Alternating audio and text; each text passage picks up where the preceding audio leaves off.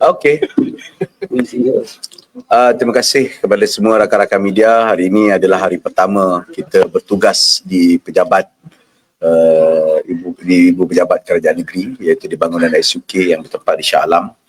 Dan kita mulakan acara pada hari ini dengan perhimpunan bersama dengan pejabat awam.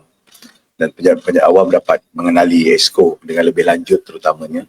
Sebelum kita esok akan melaksanakan mesyuarat EXCO kali yang pertama, yang akan berlangsung pada hari esok. Dan esok juga saya akan memutamatkan portfolio masing-masing ataupun EXCO-EXCO yang terbabit. Hari ini saya dalam masa sebentar nanti akan berbincang dengan pihak pimpinan utama dan diikuti petang nanti, malam nanti saya akan bersama dengan PMX untuk memutamatkan senarai tersebut. Dan esok selepas meeting EXCO pertama saya akan maklumkan kepada mereka.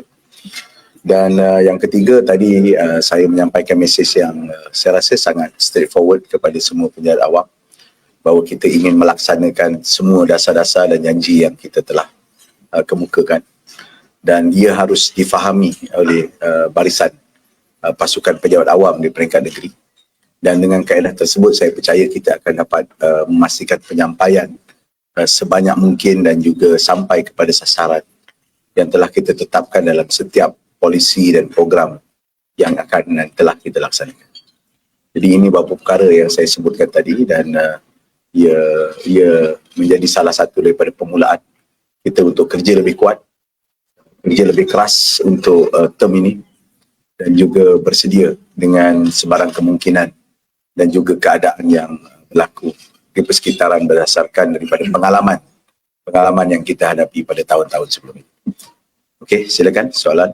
Okey, tadi dalam pencapaian 100%.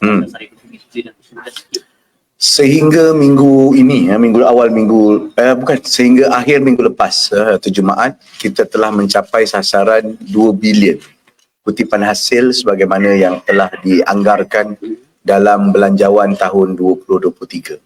Ini bermakna sampai ke pertengahan bulan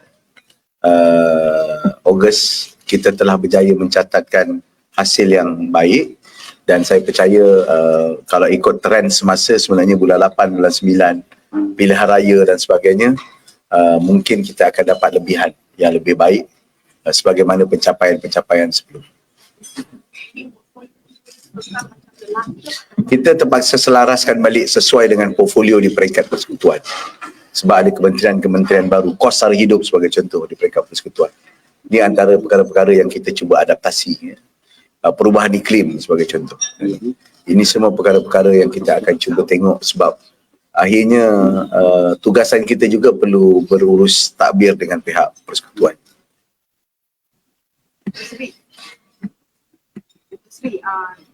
Tak payah dengar.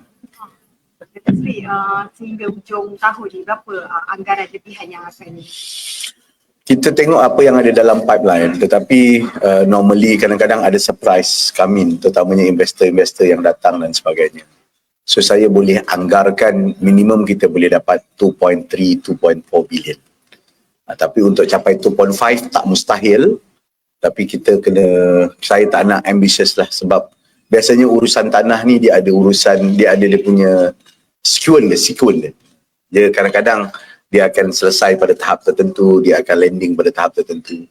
Jadi inilah yang kita kena tengok. Tapi kalau keadaan sekarang ni 2.3, 2.4 boleh dapat. Datuk Sri, now that there is a new lineup of kerajaan, will the council also berubah the lineup of the Council will end by end of the year. So definitely we wait until end of the year. So by end of the year, I think before end of the year, by October or November, all the party have to discuss and negotiate to replace or to retain or to appoint the new term of councillor in each constituency. Now that it's a perpaduan Yes. kerajaan, so will there be seats allocated to the barisan? Yes. And what about the NGO seats that existed? That's all we negotiate later. I think by October, it's not too early, but I think by October, so by December that we have a list of name. So by end of December, we will get a new list of councillors. Include NGO, include the ketua kampung. We also have a list of ketua kampung, all in 371 is second ketua kampung, include kampung baru. Speaker insyaAllah akan dimaklumkan selepas Hari Malaysia sebab Dewan dijangkakan akan mengangkat sumpah dan pembukaan sidang pada selepas Hari Malaysia. So saya akan umumkanlah pelantikan speaker dengan sidang pertama tu akan dibuat serentak ataupun dibuat sehari awal sebelum pengumuman esoknya. Itu majlis angkat sumpah lah. Boleh juga kita buat segera tapi saya ingat tak ada keutamaan sekarang ni. Timbalan speaker masih berfungsi, tak ada dah. Sekarang ni speaker tak ada sebab speaker dah jadi exco. Semalam dah letak jawatan. Kalau tak speaker masih berkuasa penuh. Okey. Program tadi tu pasal banjir capaian Sebahagian besarnya adalah projek yang diselaraskan di antara persekutuan dan negeri. Terutamanya kalau kita lihat di Seksyen 13, ada kaitan dengan naik taraf Sungai Damansara dan juga pembinaan stadium dan kawasan tempatan banjir sekali. Kita akan segerakan sebaik mungkin. Dan tempat-tempat lain saya ingat pihak majlis sudah semakin alert. Hal yang berlaku yang terkini ialah di Shah Alam dan ia ada kaitan sedikit dengan pengurusan majlis dan juga ada kaitan dengan program tempatan banjir. Kita harap persekutuan dapat percepatkan. Terutama dua yang melibatkan Rasau, sebab Rasau tu melibatkan source work untuk loji rawatan air Rasau dan juga tidak ketinggalan tempatan banjir. Dan formula yang dibuat tu hampir sama dengan Kelanggit. That's why Kelanggit tidak affected walaupun ada peristiwa banjir besar. Dan juga Sungai Damansara. Sungai Damansara ni memerlukan hanya tinggal beberapa titik saja lagi sebab alhamdulillah kita berjaya kurangkan risiko dan kurangkan kesan walaupun masih berlaku di sana-sana.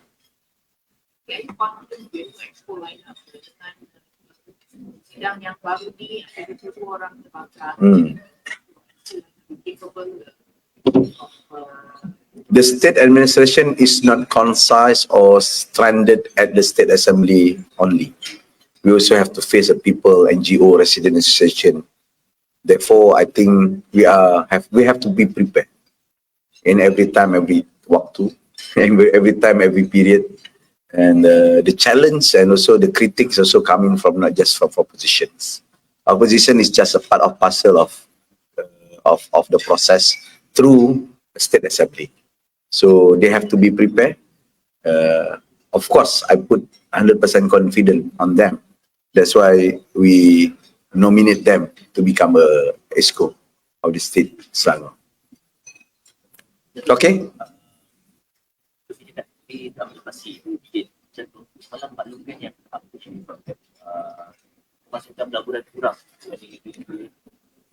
Pelaburan alhamdulillah baik. Yang disebut oleh Tuanku semalam adalah nilai ekspor dan nilai import. Memang ada sedikit anjakan program ekonomi dalam negeri Selangor. Sebahagiannya ekonomi kita sudah beransur kepada ekonomi perkhidmatan. Ekonomi perkhidmatan. Jadi manufacturing kita memang agak berkurang. Bukan kurang, dia stagnan dekat satu tahap. Berbanding dengan Pulau Pinang. Pulau Pinang stagnan dalam elektronik saja pun yang paling besar, makin lama makin meningkat sebab ekosistemnya begitu. Tetapi semenjak daripada pandemik terutamanya, ekonomi kita ataupun program ekonomi kita adalah industri perkhidmatan. Logistik, hub, distribution center dan sebagainya. So itu yang menjadikan kita kekal sebagai penyumbang ekonomi terbesar. Dan tahun lepas ada anjakan 0.6-0.7%. Tapi ingatan yang bagus juga sebab ada pandangan daripada MIR, kita tak boleh terlalu cepat melompat kepada sektor perkhidmatan. Maknanya kita juga kena strengthenkan sikit sektor perkhidmatan, pembuatan. So itu kita akan perkemaskan dan perhebatkan lagi. Tak ditegaskan perancangan terjadi Tak ada masalah sebab memang sebelum ni kita punya perkhidmatan adalah 60% dan kita punya sektor pembuatan kita 30%. Itu lebih kurang, kadang-kadang dia jadi 31, kadang-kadang jadi 59 macam tu lah. Maknanya itu portionnya. Jadi kita kena balance. That's why kita maintain kesan ekonomi ketika pandemik. Di saat di tempat lain mengalami contraction yang besar, Federal mencatatkan negatif 5.6, 5.7. Negatif kita mencatatkan negatif yang lebih rendah. Sebab apa? Sebab sektor perkhidmatan pada ketika itu menyerap kesan-kesan daripada kegiatan ekonomi yang lembap, terutamanya dalam sektor pembuatan. Nampak bagus juga kita kekal kepada sektor perkhidmatan, kerana sektor perkhidmatan juga boleh bergerak dan diperlukan pada bila-bila masa kerana ia adalah sebahagian daripada supply chain kepada dunia terhadap kitaran supply barangan dan buatan. Malam ni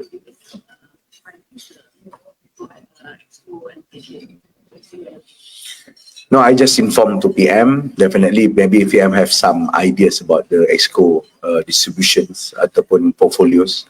And sebenarnya saya akan bincang tamat dia by hari ni lah. Kalau changes malam nanti pun very minimum. That's why esok adalah best sebab esok adalah mesyuarat EXCO pertama dan masa EXCO tu saya akan terangkan kepada mereka fungsi-fungsi dan tugas. Okay, terima kasih.